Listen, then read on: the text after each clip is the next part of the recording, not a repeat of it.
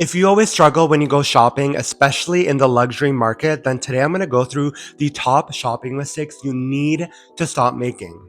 It's time. Welcome back to the channel, guys. It's Tomas sharing all my thoughts on fashion, lifestyle, and anything else that comes to mind. I'm here every single Wednesday with some surprise uploads on Sundays, so make sure you turn on the bell so you're notified and you don't miss a single video. Today we're going back to the Google documents. I've compiled a list of 6 key shopping mistakes that we all need to just like collectively stop making. I feel like I've been seeing a lot of content right now being like fashion regrets or like things I regret buying, especially when it comes to designer.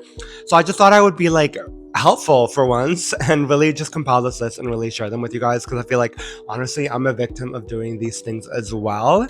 As always, make sure you guys are liking and subscribing to the channel because it helps me out a lot.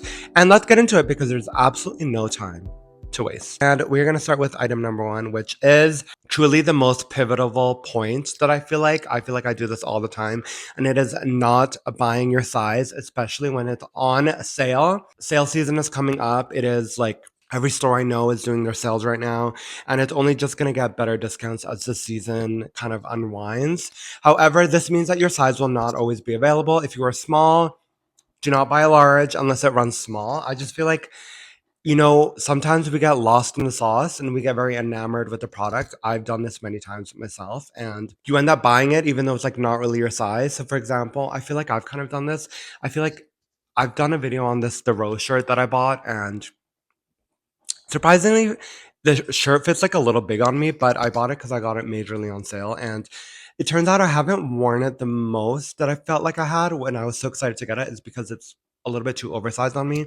I don't really love the fit. I can always tailor something down. Like I always feel like I always say like, okay, if it's a really good deal and you can always tailor it down, then I would probably say it's fine to get. I just think like, say you're 34 and these jeans that you really want are on sale are, you're 32. Let's be honest, you would have to lose like 20 pounds to even start fitting into those jeans. It's just not worth it.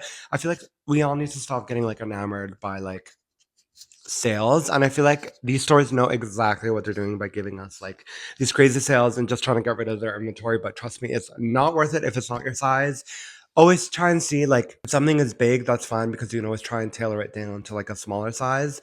But if something fits too small on you and you're not planning on going on Ozempic anytime soon, trust me, it is not worth it. Number 2 is not having a general idea of what you want to buy when you go shopping. I actually have this friend.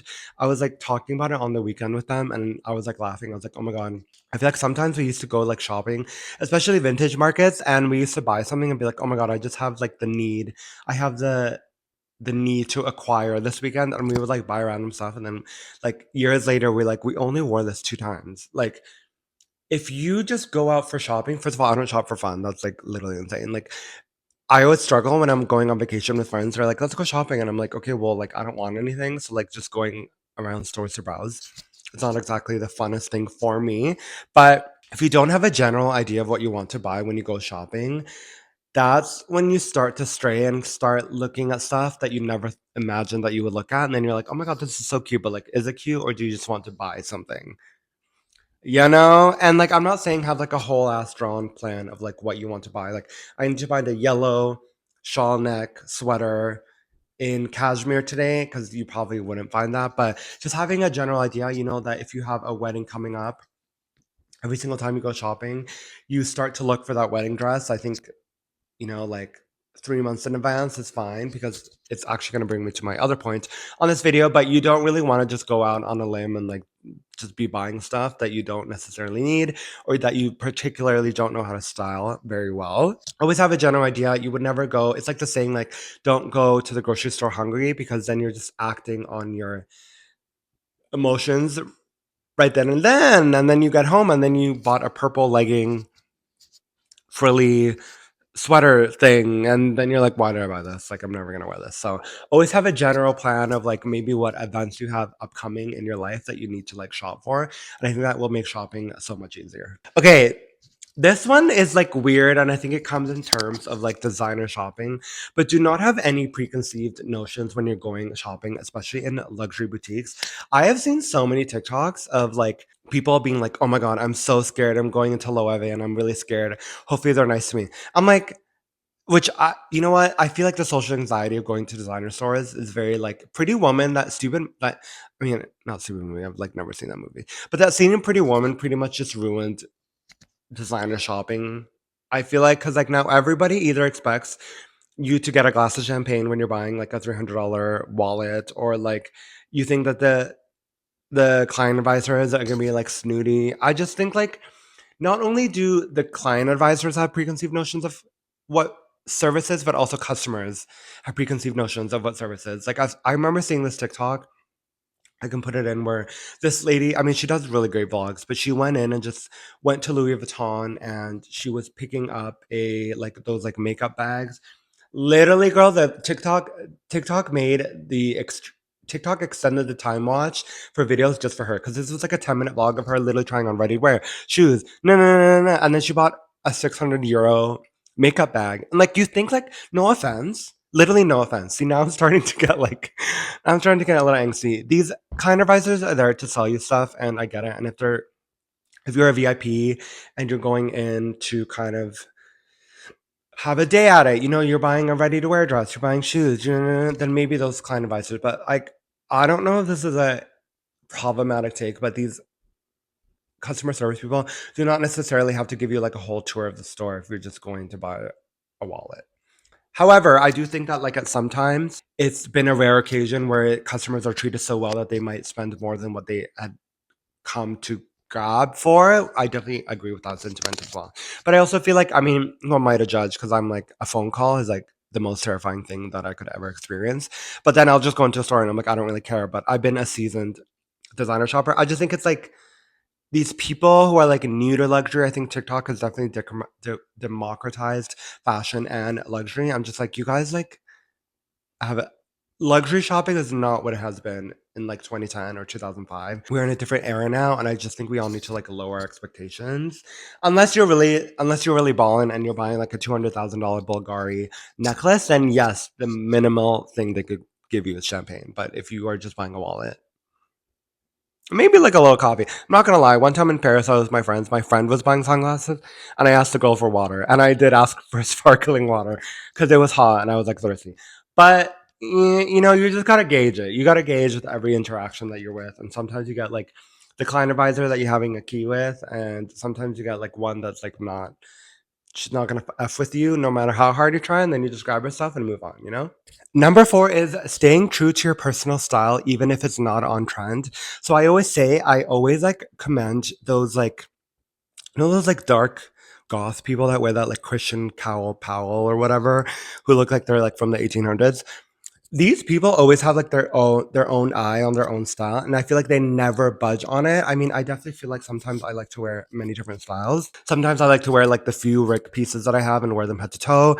You know, today I'm wearing head to toe like Issa Miyake because I feel like it's like a cool summer vibe. So my style definitely changes, but I think I know for the most part like how concise I am with my style, and I my shopping reflects that. I in this era of like TikTok and social media, it's so easy to just be swayed. You know, if you live that cowboy Southern girl lifestyle and then now you're thrust into the New York City vibe and now you're wearing leather jackets and you don't feel like that's your vibe, trust me, it's so much. People can, like Kyle Richards once said, I'm an expert on luxury and I can always spot a fake. People can always spot like a fake posery kind of vibe. It's very easy. You can tell if you're not like super comfortable in your outfit, or you can tell like you're just pretty much copying someone else's style. It's so much better to like just be your own vibe. I know that sounds like corny, but it's, if you feel like you're really well dressed and that's your vibe, everyone else is going to feel that same energy as well. And when it comes to shopping, definitely just, you know, I think shopping and style comes derived from like a lot of personal experience. Like I feel like I know my personal style, but I'm quite old. I'm like almost 30. If you're like 19 and you're trying to figure out, then you're going to make some few mistakes here and there, but overall just try and keep concise to whatever your personal style may be. If that's, you know, wearing black every single day, do not go buy a blue sweater because you know that you're not going to wear it because you wear black every single day. So really just stay true to your personal style, whether it's super developed or maybe a little bit underdeveloped. But the more that you stay concise with it, the more it's going to help you figure out what you like and what you don't like when it comes to what you're wearing and shopping. Number 5, Desperation Shop. I have to say that I am actually not someone who does this very, very often. I have a wedding in September and I literally am already looking for like my outfit for it, especially because I want like a specific look. I'm picturing a specific look to wear to the wedding. So I'm already looking for the look in May. But Desperation Shop is a term that comes with, say you have it's like when you have a trip, like a vacation, and it's to like Cabo or to the Maldives or whatever, and you have to like order all the stuff. You know, you see these hauls of like Shein, Zara, H&M haul because I'm grabbing my last minute bits to go to my vacation. Do not do that. It's so like not productive. Like if you booked a trip in January and it's May and the first week of May you start shopping, you are literally just gonna be left with a bunch of stuff that you don't even want. And like also, I personally don't believe in buying stuff just for a vacation because then I get home and I'm like, okay, well this Zimmerman set only looks good because I was in the south of France. You know what I mean? So like, try and buy stuff for your vacation here and there. Do not overbuy or do not mass haul buy a bunch of stuff. It's never gonna work. You're gonna end up spending way more money than you thought that you would. Like, and also, if you just slowly buy vacation wear, eventually you'll come to a point where you just can go into your closet and find that section and just like pack the same stuff. Like, I really don't get this kind of ideal of just buying new stuff for vacation. I've never done it. I always found it really weird when people do it. Like, they'll buy a whole new wardrobe of stuff that they're only gonna wear for like their 4 day trip in Mexico. Like, to me, I don't get it. But do you just don't do like that whole desperation shop? You know, you need shoes for your wedding, and then you go into a shop 3 weeks and you're like panicking because you can't get your size anymore. You have to order it, it's not going to come in time. So, if you have like very vital life events like weddings, dinners, and vacations, make sure you're kind of shopping for them throughout the year so you're not left with a desperation shop that's going to leave you spending way more money than you thought you would and just buying unnecessary shit that you like really did not need. Okay, we're going into the last step. If you guys have enjoyed this very informative video, please give it a like. It really helps me out. Let's get into the last point. And I wrote here that it's don't try to focus too much on current fashion trends or subcultures. When I mean subcultures is that 1 year, like 2 years ago, where everybody was wearing a fur jacket with glasses and leggings and New Balances. Because you guys were saying that you guys were all mob wives. I remember that. You guys were all mob wives. It was giving BH1 over there. Literally, the amount of people I saw in fur jackets and those like thick hairbands. And then like 3 months later, we were all cottagecore. Like it was like I'm happy now that the subculture trend of fashion, especially on TikTok, is like kind of done. Like ballet core, office core, no, no, no, no, no, all these cores. I'm like, do you guys not get whiplash from changing your entire vibe like every 3 months? That just tells me that a lot of these people have like no personality, which I'm not trying to be shady, but I feel like if there's one thing I have, it's like a whole personality girl. Sometimes that's what gets me in trouble. But do not base your personal style on like current trends. Like one, it's a complete waste of time and waste of money because then trends are fleeting and a lot of these fashion trends literally sometimes just last for 2 weeks on the internet and like they don't even have time to like make it into like real world. I feel like when in like, you know, like magazines like Elle or Variety or whatever, then they start reporting on those trends, then it's kind of become a real world thing. But if someone on TikTok told you that the next thing is candle core or whatever, like burning hot wax to make tops, I think that might be another movie. Um, don't listen to them. Do not listen to a person on TikTok telling you what to wear. Please do not. Let's not do that anymore. But and it also comes of like trends, you know, like last fall it was leopard, and you guys know I'm like the number one most leopard hater. I hate when people wear like leopard skirts, leopard shoes, anything leopard. I hate it. I think it literally is vile. I think it's horrific. But last fall leopard was trending. Would I have worn leopard jeans? No. You know when everyone was wearing those like gaudy leopard jeans?